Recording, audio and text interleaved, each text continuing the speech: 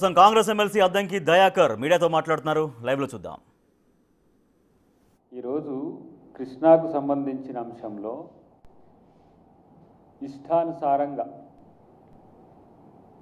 రాయలసీమను రతనాల సీమగా చేసేందుకు కేసీఆర్ అయ్యజాగిరని చేయబోయింట. రోజా ఇంటికి వెళ్ళి రొయ్యల పులుసు తిని తెలంగాణ ముఖ్యమంత్రి అనుకున్నాడా, లేకపోతే రాయలసీమ ముఖ్యమంత్రి అనుకున్నాడా? జగన్ను పిలిచిండి ఇక్కడికి 4 సార్లు ఏదో సమావేశం అయిన రాళ్ళు. జగన్ను తెలంగాణకు వ్యతిరేకంగా అన్ని పార్టీలు తెలంగాణకు అనుకూలంగా ఉంటే తెలంగాణకు వ్యతిరేకంగా ఎల్బీ స్టేడియంలో మీటింగ్ పెట్టి తెలంగాణ వాదుల మీద దాడులు చేసిన సంస్కృతి ఉన్నది. మరి జగన్తో ఈ దోస్తాన్ ఎక్కడుండే మీకు అంతా? ఎందుకు ఆ స్థితికి దిగజారిండ్రు? తెలంగాణ ఇవాళ ప్రజలు కోర్స్ మేము తెలంగాణ ఇచ్చినామన్నా, తెలంగాణ తెచ్చినామని మీరంటే ఒకసారి పొరపాటున మీకు అధికారం ఇస్తే తెలంగాణ వనరులన్నింటినీ దోచుకోవడం ఒకటైతే తెలంగాణకు దక్కాల్సిన జలవనరులన్నింటినీ కూడా ఇలా తాకట్టు పెట్టి తగుదునమ్మా అని చెప్పి నీతి వాక్యాలు చెప్తున్నారు. మరి మీ మామ ఎందుకు మాట్లాడట్లేడు? మీ మామ ఏమైనా బహిరంగ సభలకే వస్తాడా? చేసే తప్పులన్నీ చేసిండ్రు కదా. ఈరోజు ఉత్తమ్ కుమార్ రెడ్డి గారు స్పష్టత ఇచ్చిండ్రు. వారు గోదావరి మీద కట్టాలనుకుంటున్న బనకచెర్ల అనేది పర్మిషన్స్ లేకుండా మిగులు జలాలకు రూపమే లేదు. ఏ విధంగా కడతారనేది ఒక చర్చ చేసిండ్రు. మాకు పర్మిషన్స్ ఉన్న 968 టీఎంసీలకు సంబంధించిన అంశంలో ఎందుకు మాకు పర్మిషన్స్ డిలే అవుతుందని నిన్న ముఖ్యమంత్రి గారు ఉత్తమ్ కుమార్ రెడ్డి గారు వారి మంత్రులను తర్వాత సంబంధిత అధికారులను కలిసిన తర్వాత ఇచ్చిన స్టేట్మెంట్లో ఉన్నది. మరి ఎందుకు పర్మిషన్స్ తెలంగాణకు సంబంధించిన ప్రాజెక్టులకు రావట్లేవు? అది వార్దాగా మీద కట్టేది కావచ్చు, తుమ్మిడిహెట్టి మీద కట్టేది కావచ్చు, ప్రతిపాదిత ప్రాజెక్టులు ఏవైనా సరే తెలంగాణకు ఇవ్వడానికి మీకు ఎందుకు బేసిజం వస్తున్నది?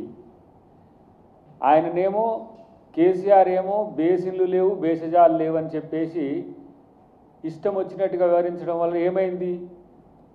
పోతిరెడ్డి హెడ్ రెగ్యులేటరీకి సంబంధించిన చర్చ ఇప్పటికీ సమస్యాత్మకంగా ఉంది.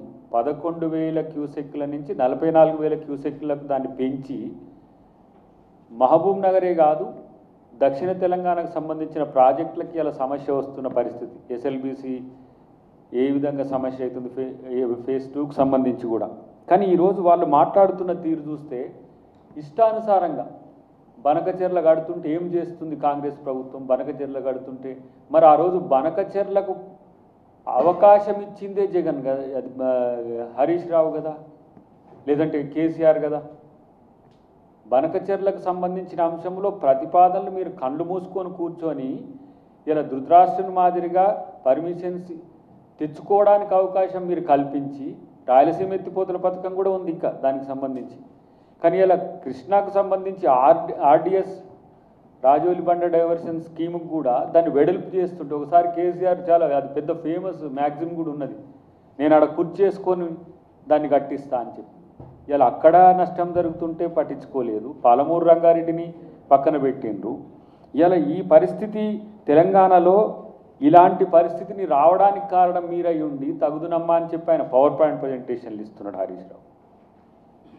కాళేశ్వరం కూలింది ఎందుకో చెప్పురా నాయన అని అంటే మొత్తం పవర్ పాయింట్ ప్రజెంటేషన్ ఇచ్చి మేము ఇట్లా కట్టినాం, ఇదే పెద్ద వరప్రదాయని అని చెప్పి ఇలా తెలంగాణ ప్రజలకు మోసం వంచన నీటి రూపంలో చేసిందంటే ఇవాళ బీఆర్ఎస్ ప్రభుత్వం.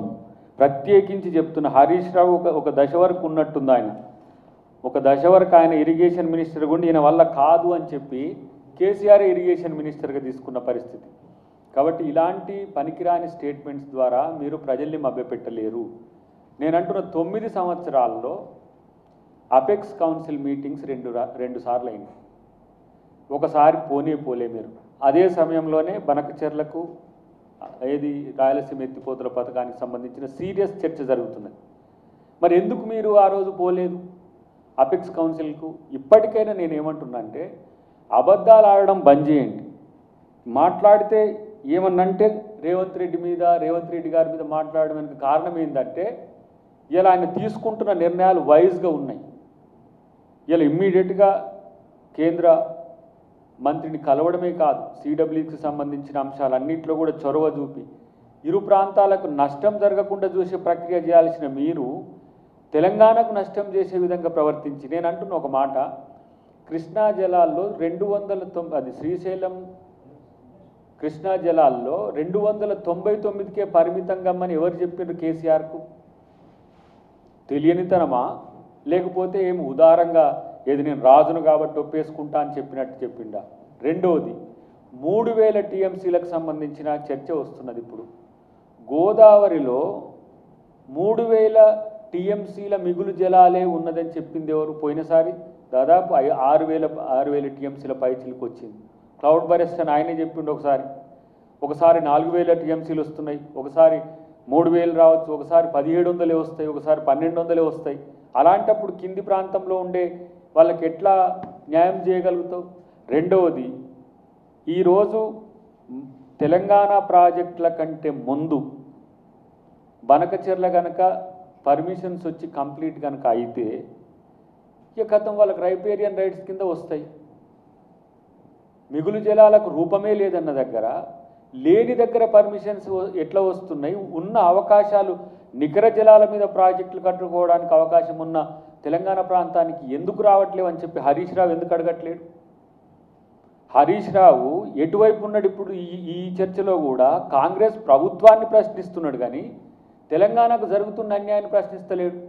తెలంగాణకు జరుగుతున్న అన్యాయం కాదు, ఒక రకంగా నేను అనుకుంటున్న ఇదంతా చూస్తే కృష్ణా మీకు, గోదావరి మాకు అన్నట్టుగా ఏమైనా ప్రయత్నం చేసిండ్రా మీరు? గోదావరి మీద చర్చే లేదు కదా. గోదావరి మీద ప్లంటీ ఆఫ్ వాటర్ ఉన్నాయి, కానీ మేమేం అడుగుతున్నాం? మాకున్న హక్కును అడుగుతున్నాం. గోదావరి మీద కట్టే ప్రాజెక్టుల్లో మా హక్కు గురించి అడుగుతున్నాం తప్పితే కృష్ణా జలాల్లో జరిగిన అన్యాయం గురించి ఎందుకు మీరు ఆ రోజు పట్టించుకోలేదు? ప్రత్యామ్నాయ మార్గాలు 100 చూపిస్తున్నారు. ఇప్పుడు ఏ విధంగా గోదావరి జలాలను కృష్ణాకు తరలించాలి, ఎక్కడి నుంచి తరలించాలనే దగ్గర వాళ్ళేమో పోలవరం రైట్ బ్యాంక్ కెనాల్ నుంచి తీసుకొచ్చి ప్రకాశంలో పోసి, ప్రకాశం బ్యారేజ్లో పోసి అక్కడి నుంచి బనకచెర్ల తీసుకుపోవడానికి అదొక ప్రయత్నం అంటుండ్రు. కానీ మా నుంచి వచ్చే ప్రపోజల్స్ కూడా గమనించాల్సిన అవసరం ఉంది.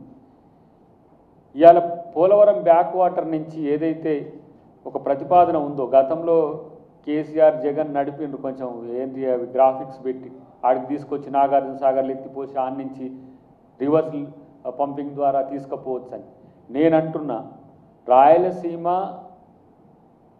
నష్టపోవాలని తెలంగాణ ఏమి కోరుకోవద్దు, కానీ తెలంగాణకు నష్టం జరిగేది మాత్రమే తెలంగాణ ప్రశ్నిస్తున్నది.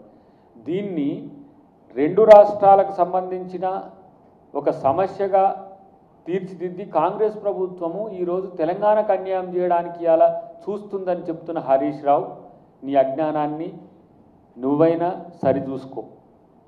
ఇలా నేను అంటున్నా, మీ బామ్మార్దికి తెలుసో లేదో కానీ మీ బామ్మార్దిని పూర్తిగా మంచిగా బానిసగా మారిపోయిన మీ బామ్మార్దికి, కానీ ఇవాళ తెలంగాణ ప్రజలను, తెలంగాణ వాళ్ళను బానిసలుగా మార్చే ప్రక్రియ మీరు చేసిండ్రు. దీనికి మీరు క్షమాపణ చెప్పాల్సిన అవసరం ఉంది. ప్రతీది మీరు చేసిన తప్పును రేవంత్ రెడ్డి గారు ఇవాళ సరిదిద్దే ప్రయత్నం చేస్తున్నారు. మాట్లాడితే ఇష్టానుసారంగా మాట్లాడొచ్చు, ఎవరు పడితే వాళ్ళే ఎట్లయినా మాట్లాడొచ్చు అనే స్థితి. ఇది ఏం అసలు మీకు ఈ గతి ఎందుకు పట్టిందో నాకు అర్థం కావట్లేదు. సబ్జెక్ట్ ఉన్నట్టు బిల్డప్ ఇస్తున్నారు, చివరాఖరికి వచ్చేసరికి ముద్దాయిలుగా మీరే తెలిసేసరికి మళ్ళీ దాని నుంచి ఫ్రస్ట్రేషన్ వస్తున్నది. ప్రత్యేకించి నేను ఈరోజు అడుగుతున్న హరీష్ రావు, దీని మీద వీలైతే కాంగ్రెస్ పార్టీ, నేను మా ముఖ్యమంత్రి గారిని కూడా కలిసి నేను విన్నవించుకునే ప్రయత్నం చేస్తా. ఎందుకంటే ఈ సత్యాలన్నీ కూడా ప్రజలకు తెలవాలి. టీఆర్ఎస్/బీఆర్ఎస్, అప్పుడు టీఆర్ఎస్గా ఉన్నది, మళ్ళీ ఇప్పుడు అది భారతీయ రాష్ట్ర సమితి, మళ్ళీ ఇప్పుడు తెలంగాణ గురించి మాట్లాడతారు. వాళ్ళే కన్ఫ్యూజన్. దీని మీద ఒక స్పష్టత మేధావులతోని, నీటి రంగ నిపుణులతో పాటు ఒక చర్చ పెట్టి టీఆర్ఎస్ పార్టీ లేదంటే బీఆర్ఎస్ పార్టీ తెలంగాణకు చేసిన అన్యాయాన్ని చెప్పాల్సిన అవసరం ఉందని చెప్పి నేను ముఖ్యమంత్రి గారికి నేను విజ్ఞప్తి చేయబోతున్నా. అంతేకాకుండా ముఖ్యమంత్రి గారు నల్లమల సంబంధించి ఏ బేసిన్లో ఉన్నదన్నదాన్ని ముఖ్యమంత్రికి బేసిన్లే తెలియదు అంటున్నారు. మీరు బేసిక్స్ తెలియవు కదరా సన్నాసులారా. ఇలా పెన్నార్ బేసిన్ ఎక్కడ ఉంది, ఏ పర్వత శ్రేణి, అది ఏ పర్వత శ్రేణుల్లో ఉంది చూడండి. నల్లమల ఎంత వ్యాస్ట్గా ఉన్నాయి. కాబట్టి ఏ ప్రాంతం ఎక్కడ వచ్చింది అని అడగడాన్ని దాన్ని ఓ పెద్ద ఇళ్ళకే పెద్ద పొడింగులు తెలిసినట్టు. ఇప్పుడు ఎవరు KCR expert in irrigation, Harish Rao expert in irrigation, అతో చుట్టూ ఉండే తోకలన్నీ కూడా వాళ్ళంతా పెద్ద ఇరిగేషన్ ఎక్స్పర్ట్స్ అన్నట్టుగా. ఆ రోజు మీరు పవర్ పాయింట్ ప్రజెంటేషన్తోనే తెలంగాణ ప్రజల్ని మోసం చేసిండ్రు. ఇదే అసెంబ్లీ సాక్షిగా తెలంగాణ ప్రజల్ని మోసం కాదు వంచన చేసిన చరిత్ర మీకున్నది.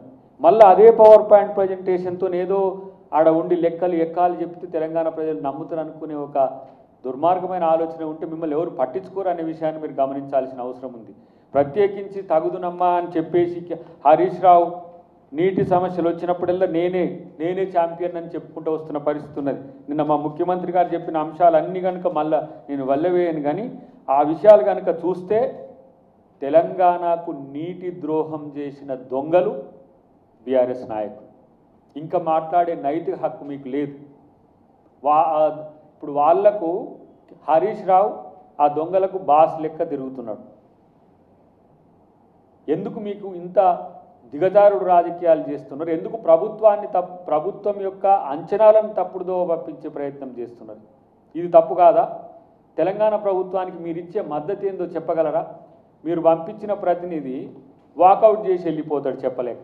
మరి జరిగిన పరిస్థితిని వివరించే క్రమంలో గత ముఖ్యమంత్రి ఉన్నప్పుడు ఆయన అనాల్సి వస్తుంది, ఎందుకు కళ్ళు మూసుకొని కూర్చుంటారని చెప్పాల్సి వస్తుంది. అట్లాంటప్పుడు మరి ఎందుకు మీరు సమాధానం చెప్పలేని స్థితికి వచ్చిండ్రు? నేను అంటున్నా, ఇప్పటికైనా ఇంత పెద్ద రాద్ధాంతం జరుగుతున్నది, ఇంత పెద్ద చర్చ జరుగుతున్నది, ఎందుకు కేసీఆర్ మాట్లాడలేకపోతున్నాడు? ఎందుకు హరీష్ రావే వచ్చి ముందు మాట్లాడుతున్నాడు? మరి అలాంటప్పుడు ఆయన ప్రతిపక్ష నాయకుడిగా ఇంకా అవసరమా అనే చర్చ వస్తుందా రాదా? బహిరంగ సభల్లో వచ్చి భాషను కొట్టిపోవుడు, ఇష్టానుసారంగా కాంగ్రెస్ ప్రభుత్వం మీద కామెంట్ చేసుడు, ప్రాపగండా టీంకు ఆయననే పూర్తిగా బాస్గా మారి పూర్తిగా ప్రాపగండాను ఆయననే మేనేజ్ చేస్తున్నట్టుగా కాంగ్రెస్ ప్రభుత్వం మీద కేటీఆర్ హరీష్ రావు మాట్లాడుతున్న మాటల వెనుక కేసీఆరే ఉన్నాడు, కవిత మాట్లాడుతున్న మాటల వెనుక కూడా కేసీఆరే ఉన్నాడు. Both sides. ఏది కవిత కేటీఆర్ పంచాయతీ ఏడున్నది? హాయిగా వాళ్ళు కలిసే ఉన్నారు. ఇదే ఇతర పార్టీల్లోనైతే అంత పెద్ద ఎత్తున ఆరోపణలు చేస్తే షోకాజులు ఉంటాయి, వాళ్ళకి సంబంధించిన నిర్ణయాలు ఉంటాయి. కానీ ఇక్కడ ఏముంది? మళ్ళీ కలిసిపోతున్నారు, లోపల మాట్లాడుకొని వస్తున్నారు, బయట కలవకుంటుంటున్నారు. ఇది ఫ్యామిలీ డ్రామా అనేది తెలియదా? ఇంకా మీ నలుగురు శని తెలంగాణకు పట్టాల్సిందేనా? అవసరమా? మీ వల్ల ఏం ఒరిగిందని ఇలా తెలంగాణ రాజకీయాల్లో ఇంకా మీరు అబద్ధాలను ప్రచారం చేయడానికి ఉంటున్నారో నాకైతే అర్థం కావట్లేదు.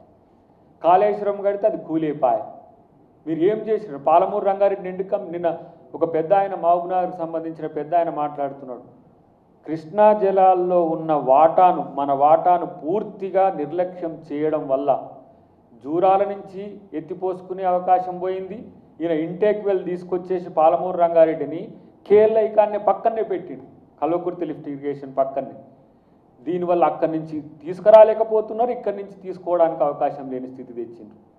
కాబట్టి ఇవాళ కృష్ణా జలాల్లో ప్రత్యేకించి ఈ మోసం జరగడానికి కేసీఆరే కారణం.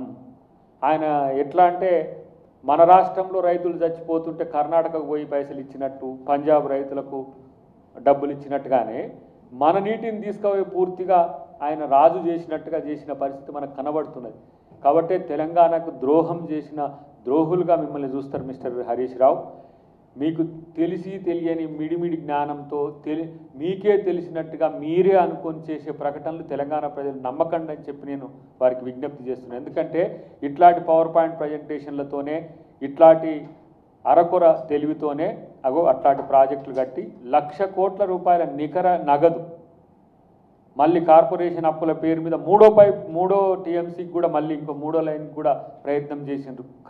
ఇలా మీ యొక్క దీవెనల వల్ల ఆ కాళేశ్వరం 3వది రాలేదు, కానీ అట్లా కూడా అబద్ధాలు చెప్పేసి ఇంకో పర్మిషన్ తీసుకొచ్చి కూడా తెలంగాణ ప్రజల మీద ఆ వైట్ ఎలిఫెంట్ను వృద్ధి పడేసే ప్రయత్నం ఉంటుండే. కాబట్టి ఇవాళ నీటి విషయంలో నిజంగా టీఆర్ఎస్ మిత్రులు మాట్లాడే నైతిక హక్కును కోల్పోయి ఉన్నారని చెప్పి మేము తెలియజేస్తున్నాం. నేనంటున్నా, మిగులు జలాల్లో బచావత్ ట్రిబ్యునల్ ఏ వాటాని ఇస్తే ఆ వాటాను తీసుకుంటాం. 968 మాకు నికర జలాల్లో వాటా, మిగులు లేదంటే వరద జలాల్లో ఎంత వాటా వస్తే అంత వాటా తీసుకుంటాం. మీరు ఎందుకు అడగరని అంటున్నాను. ఫస్ట్ అపెక్స్ కౌన్సిల్లో మీరెందుకు ఇంతవరకు అపెక్స్ కౌన్సిల్కి పోకుండా ఉన్నారో ఒక్కసారి పోయి మళ్ళొకసారి ఎందుకు బంద్ చేసిండ్రో చెప్పండి. నేను ఇప్పుడు కేంద్ర ప్రభుత్వాన్ని మేము డిమాండ్ చేస్తున్నాం. ఇప్పుడు ఇద్దరు ముఖ్యమంత్రులతో కలిసి మీరు పెట్టిన దాని దగ్గర గోదావరి జలాల మీద, కృష్ణా జలాల మీద రిడ్రెసల్ ప్రపోజల్స్ తీసుకోండి. కృష్ణా జలాలకు సంబంధించిన అంశంలో దక్షిణ తెలంగాణకు సంబంధించి పూర్తిగా అన్యాయం జరుగుతున్నది. ఈ విషయంలో కేసీఆర్ చేసిన తప్పును సరిదిద్దాలంటే మళ్ళీ రిడ్రెసల్ పాలసీ తీసుకోవాల్సిన అవసరం ఉంది. 299 టీఎంసీలే కాదు, అంతకంటే ఎక్కువ రావాల్సిన వాటా వల్ల మహబూబ్ నగర్ కానీ, నల్గొండ కానీ, ఖమ్మం కొంత ప్రాంతం కానీ నష్టపోతున్నదని మేము ఇలా కేంద్ర ప్రభుత్వానికి లేదంటే సిడబ్ల్యూస్కి సంబంధించిన వాళ్ళకు కూడా ఇలా మేము డిమాండ్ చేస్తున్నాం.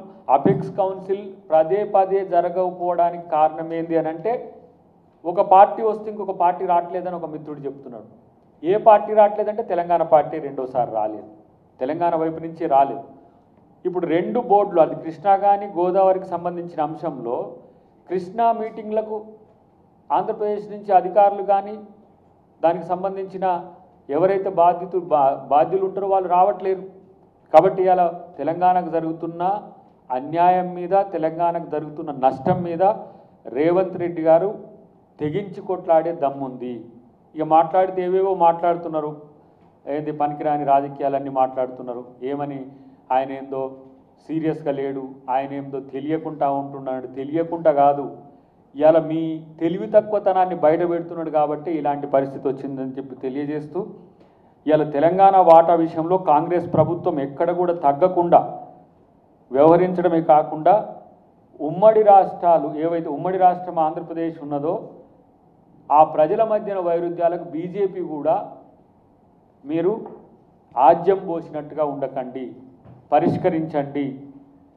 రెండు తెలుగు ప్రాంతాలు కలిసి ఉండాలని చూసినప్పటికి కూడా కొన్ని రాజకీయ కారణాల వల్ల ఈ సమస్యలు వస్తున్నాయి. ఆ సమస్యలు రాకుండా ప్రతిసారి నివారించాల్సిన బాధ్యత అపెక్స్ కౌన్సిల్కి ఉంది. మీరేమైనా అది కాంగ్రెస్ పార్టీ చేసిన బిల్ కాబట్టి దాంట్లో ఉన్న అంశాలు మేము ఎందుకు తీసుకోవాలని ఏమైనా బేసిజాలకు పోతుండ్రా బీజేపీ నాయకులు నాకు తెలియదు. ఇది మంచి సాంప్రదాయం కూడా కాదు. కలిసి ఉండాల్సిన రాష్ట్రాలు, తెలుగు రాష్ట్రాలు విడిపోయి కూడా సంతోషంగా ఉంటున్న క్రమంలో ఈ కుట్రలు చేసింది పూర్వాంకంలో బీఆర్ఎస్ అయితే భవిష్యత్తులో ఇంకెవరు కూడా కావద్దు. కాంగ్రెస్ పార్టీ 2 రాష్ట్రాలు మంచిగా ఉండాలని కోరుకుంటున్న ఇక్కడ తెలంగాణ ప్రభుత్వం కానీ, తెలంగాణ కాంగ్రెస్ పార్టీ కానీ తెలంగాణ ప్రయోజనాలను వదులుకోవడానికి సిద్ధంగా లేదు అనే అంశాన్ని చాలా స్పష్టంగా చెప్తూ, హరీష్ రావు అరకొర తెలివితోని ఇష్టానుసారంగా రాజకీయాలు మాట్లాడడానికో, రాజకీయాలు చేయడానికో, నీ పిచ్చి ప్రియలాపనలు చేయడానికో, మీడియాను ప్రజలను తప్పుదోవ పట్టించడానికో ఇష్టానుసారంగా మాట్లాడొద్దని చెప్పి నేను హెచ్చరిస్తున్నా. ఎందుకంటే ప్రజాప్రతినిధిగా ఉండి, గతంలో మాజీ మంత్రిగా ఉండి మీరు ఎందుకు, నేను అంటున్నా ఇక్కడ పోలవరంకు సంబంధించిన అంశంలో 80 టీఎంసీలు ఇతర రాష్ట్రాలకు సంబంధించిన వాటా రావాలి. ఇక్కడ 22 టీఎంసీలు కర్ణాటకకు, 13 టీఎంసీలు మహారాష్ట్రకు పోగా 45 టీఎంసీలు ఎగువ రాష్ట్రం తెలంగాణకు నీటి వాటా హక్కు ఉంది. రైపేరియన్ రైట్స్ ఎట్లా ఉంటాయో అంటే కింది ప్రాంతానికి ఎట్లా రైట్ ఉంటుందో ఎగువ రాష్ట్రాలకు కూడా అట్లా హక్కు ఉంటుంది. ఇప్పుడు ఎందుకు మొట్టమొదటి ప్రాజెక్టు ధవళేశ్వరం అయితే అంటే గోదావరి వాటర్ను వినియోగించుకున్నది, తర్వాత ప్రాజెక్టు పోలవరం అవుతుంది. అట్లనే ఎగువ రాష్ట్రాల్లో ఇంతవరకు ఎగువ రాష్ట్రాల్లో గోదావరి మీద ప్రాజెక్టులు లేవు, ఎగువ రాష్ట్రాలకు కూడా హక్కు ఉంటుంది. మరి ఇక్కడ ఈ 45 టీఎంసీలకు సంబంధించి ఎక్కడన్నా హరీష్ రావు, కేసీఆర్, కేటీఆర్ ఎవరైనా మాట్లాడినట్టు ఉందా? మరి దీని విషయం ఎందుకు ఆర్డీఎస్ని ఎట్లా చేసిండ్రో ఇక్కడ కూడా పోలవరంలో మన వాటాకు సంబంధించి కూడా మీరు కొట్లాడాలి. అది కంప్లీట్గా ఆంధ్రప్రదేశ్కి సంబంధించిన ప్రాజెక్టుగానే ఇప్పటికీ చిత్రీకరించబడుతున్నది. అది ప్రాజెక్టు పోలవరం అంటే అది కంప్లీట్గా ఆంధ్రప్రదేశ్కి సంబంధించింది అంటున్న పరిస్థితి వచ్చింది. మరి 45 టీఎంసీల వాటా తెలంగాణది ఎందుకు అడగట్లేరు? ఎందుకు అడగలేదు? ఆ రోజు దివంగత పీజేఆర్ గారు పోతిరెడ్డిపాడు హెడ్ రెగ్యులేటరీ మీద పోరాడిండు వెనకటికి, కాంగ్రెస్ పార్టీ నాయకుడే. అది 44,000 క్యూసెక్లకు ఎక్స్టెంట్ అయ్యేదానికి మీరు అట్లనే ఉన్న పరిస్థితి ఉన్నది. మీరు ఎక్కడ తెలంగాణ నీటి కొరకు పోరాడింది? తెలంగాణలో నీటి వాటా కొరకు, తెలంగాణ నీటి హక్కుల కొరకు పోరాడింది బీఆర్ఎస్ ఎప్పుడూ లేదు, ఎప్పుడూ ద్రోహమే. తెలంగాణ ఉద్యమం చేసినామనే పేరు మీద తెలంగాణ వనరుల దోపిడికి, ఇంకా చెప్పాలంటే ఒక పెద్ద ఆయన చెప్పిండు, తెలంగాణను ఒక దొంగల దొడ్డిగా మార్చేందుకు ప్రయత్నం చేసిండ్రు. మీరు రండి, తీసుకొని పోండి, మీ ఇష్టం, మేమున్నాం ఏదైనా కావడానికి, మేమైనా ఇవ్వడానికి. మా ముఖ్యమంత్రి గారు గతంలో చెప్తుండే నాకు, తెలంగాణలో లేదంటే ఉమ్మడి ఆంధ్రప్రదేశ్లో వాళ్లకు రాజకీయ హక్కు రాలేదు కాబట్టి తెలంగాణ ఉద్యమంలో వాళ్ళు పాల్గొనడమే కాకుండా తెలంగాణ ఉద్యమకారులను నమ్మింపజేపి తెలంగాణ ఉద్యమకారుడిగా అవతారం ఎత్తి ఒక రాజకీయ పార్టీ పెట్టి తెలంగాణలో మేము ఉద్యమం చేస్తున్నట్టుగా నటించి కేంద్రంలో కాంగ్రెస్ ప్రభుత్వంతో కలిసి మళ్ళీ అక్కడ ఏంది కార్మిక శాఖకు సంబంధించేదో పిఎఫ్ స్కామ్ జరిగితే ఎక్కడ ఎక్స్పెల్ చేస్తారో అని చెప్పి బయటికి వచ్చి ఉద్యమం చేసినట్టుగా చేసి మళ్ళీ కాంగ్రెస్ మీదనే పోరాటం చేసి తెలంగాణ కాంగ్రెస్ పార్టీ ఇస్తే తను తెచ్చినట్టుగా నమ్మింపజేసి తెలంగాణలో అధికారం వచ్చిన తర్వాత తెలంగాణను దోచుకునే దొంగల్లా వ్యవహరించింది తప్పితే మీరెప్పుడు తెలంగాణ వనరుల సంరక్షణ, తెలంగాణలో సంపద సృష్టి, తెలంగాణలో సంపద పంపిణీకి సంబంధించిన చర్చలు ఏ రోజు పెట్టలేదని ఈరోజు తెలుస్తున్నది.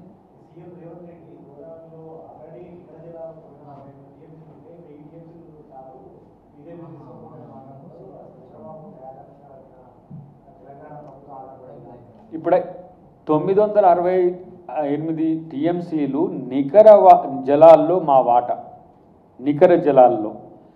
బచావత్ ట్రిబ్యునల్ ఇప్పుడు ఆ అవార్డు ప్రకారం మాకు 1000 టీఎంసీలు వస్తే మాకు 1000 ఇవ్వాలి, 2000 వస్తే 2000 ఇవ్వాలి. దానికి కూడా కొట్టాడాల్సిన అవసరం ఉంది, ట్రిబ్యునల్ చెప్పిన ప్రకారం వస్తుంది. కానీ నికర జనాల్లో వాటాలకు సంబంధించిన పర్మిషన్స్ గురించి అడిగితే వాళ్ళకు మిగతాయి వద్దన్నట్టుగా కనబడుతున్నది.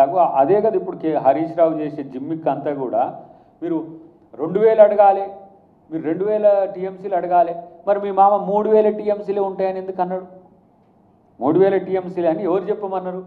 వాళ్ళు ఒక లెటర్ చూపిస్తున్నారు, మేమే సిడబ్ల్యూసీకి రాసిన లేఖలో 3000 టీఎంసీలు ఉంటాయి, ఇగో ఇట్లా చేయమని చెప్పి మేమే చెప్పినామని చెప్తున్నారు. 3000 టీఎంసీలు అని చెప్పినా ఇప్పుడు మేము కాదంటే మేము కాదంటారు, ఏది కాళేశ్వరం కాక డిజైన్ అంటే నేను కాదంటే నేను కాదని తప్పించుకున్నట్టు 3000 టీఎంసీలు ఇనాన్ యావరేజ్ అని చెప్పి తేల్చిందే కేసీఆర్ అని మొన్న ముఖ్యమంత్రి గారు చెప్పిండ్రు కదా. కాబట్టి ఇవాళ మేము గోదావరి మీద ఏ సమస్య వచ్చే అవకాశం లేకపోయినా మిగులు జలాల మీద కడుతున్న ప్రాజెక్టుల మీద ఉన్న ప్రేమ నికర జలాల మీద కడుతున్న ప్రాజెక్టులకు ఎందుకు లేదనేది చర్చ. కానీ కృష్ణాలో మాకు రావాల్సిన వాటాకు సంబంధించి కేసీఆర్ అండ్ కో చేసిన మోసాన్ని తెలంగాణ ప్రజలకు వివరిస్తాం, ముఖ్యంగా హరీష్ రావుకు దాని ఏందో తెలియజేస్తాం.